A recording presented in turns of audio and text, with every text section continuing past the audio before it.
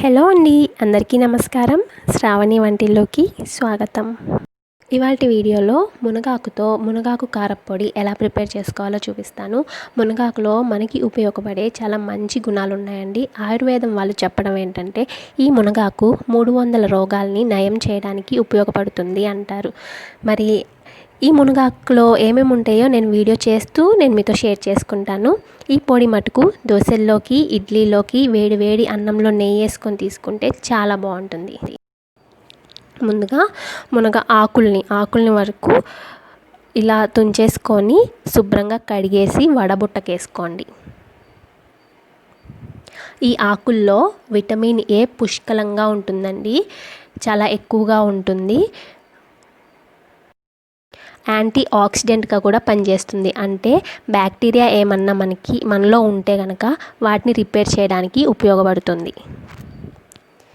ఇలా వడబొట్టుకు వేసేసుకున్నాక నీళ్ళన్నీ కారిపోయిన తర్వాత ఒక పొడి కాటన్ క్లాత్ తీసుకొని ఆ క్లాత్ మీద పరుచుకోండి. వీటిని కాస్మెటిక్స్లో కూడా వాడతారంటండి. ఆకులు ఫ్యాట్ బర్నర్గా కూడా ఉపయోగపడతాయి. డైటింగ్ చేసే వాళ్ళు, ఎవరైనా సన్నబడాలి అనుకునే వాళ్ళు, వాళ్ళ రోజువారీ డైట్లో వీటిని యూజ్ చేసుకోవడం వల్ల ఫ్యాట్ అనేది త్వరగా కరిగిపోతుంది. ఇప్పుడు ఇలా పరుచుకున్న తర్వాత ఒకసారి అదే క్లాత్తో అద్దుకోండి. అంటే పైన వాటర్ ఏమన్నా ఉంటే కొంచెం క్లాత్తో అద్దుకుంటే కనుక కొంచెం పొడవుతాయి. ఇప్పుడు వీటిని ఎండలో కాకుండా ఇంట్లోనే ఫ్యాన్ కింద ఆరబెట్టుకోవాలి. ఎండలో అస్సలు పెట్టొద్దు, నీడలోనే ఆరబెట్టుకోండి. చక్కగా ఇలా ఆరిపోవాలన్నమాట. తడి ఏమీ ఉండకూడదు ఆకుల్లో. ఇవి డయాబెటిక్స్ వాళ్ళకు కూడా చాలా మంచిదండి. గ్లూకోజ్ లెవెల్స్ని అదుపులో ఉంచుతాయి. ఆరిపోయిన తర్వాత స్టవ్ వెలిగించుకొని ఫ్రైయింగ్ ప్యాన్ పెట్టుకొని ఈ ఆకుల్ని అందులో వేసుకోండి. నూనె ఏమీ వేసుకోవాల్సిన అవసరం లేదు, పొడిగానే డ్రైగా రోస్ట్ చేసుకోండి. మీరు ఇవి వేయించుకునేటప్పుడు మైండ్లో పెట్టుకోవాల్సింది ఏంటంటే లో ఫ్లేమ్లోనే ఉంచుకోండి. హై ఫ్లేమ్ ఆర్ మీడియం ఫ్లేమ్లో పెడితే కనుక ఆకులు అనేవి మాడిపోతాయి, సరిగ్గా వేగవు.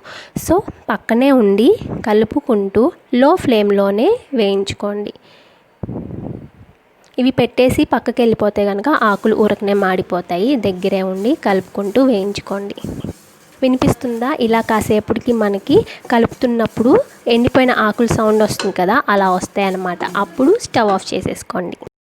ఇప్పుడు ఆకుల్ని పక్కన పెట్టేసుకొని అదే ప్యాన్లో 1 స్పూన్ మినప్పప్పు, 1 స్పూన్ పచ్చిశనగపప్పు,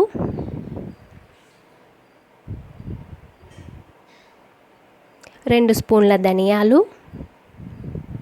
2 స్పూన్ల జీలకర్ర వేసుకొని ఫస్ట్గా వీటిని బాగా వేయించుకోండి. ఇవి కూడా లో టు మీడియం ఫ్లేమ్లో పెట్టుకొని మాత్రమే వేయించుకోండి. ఇలా గోల్డెన్ బ్రౌన్ కలర్లోకి అంటే వేగిపోయిన తర్వాత ఇందులోకి 10 లేదా 20 కొన్ని ఎండుమిరపకాయలు కారం తక్కువ ఉంటాయి, కొన్ని కారంగా ఉంటాయండి, చూసుకొని వేసుకోండి. ఇందులోనే ఒక 6 లేదా 7 చిన్నులపాయ గబ్బాలు వేసుకోండి. నేను ఈ కొలత 1 కప్పు, పెద్ద సైజ్ కప్పు ఉంటుంది కదా, ఆ కప్పు మునగాకులకి చెప్తున్నాను అనమాట. ఇందులోనే కొంచెం చింతపండు కూడా వేసుకొని మరొక 5 నిమిషాలు వేయించుకోండి. ఎండుమిరపకాయలు త్వరగానే వేగుతాయి, 5 నిమిషాలు సరిపోతుంది. స్టవ్ ఆఫ్ చేసేసుకోండి.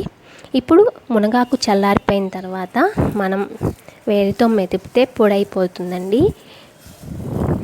ఈ స్టేజ్ వరకు వేయించుకోండి. వేగకపోయినా మనకి మిక్సీ పడదు, అంటే పొడి పొడిగా రాదు. ఇప్పుడు మిక్సీ జార్లోకి మనం ఇందాక వేయించి పెట్టుకున్న దినుసులు ఏవైతే ఉన్నాయో ఫస్ట్ వాటిని గ్రైండ్ చేసుకోండి. చల్లారిన తర్వాత మాత్రమే గ్రైండ్ చేసుకోండి. ఇలా చక్కగా ఫైన్ పౌడర్ అయ్యేంత వరకు గ్రైండ్ చేసుకోవాలి. ఇప్పుడు ఇందులోకి కారానికి సరిపడా ఉప్పు, నేను ఇక్కడ కల్లుప్పు యూస్ చేసుకుంటున్నాను.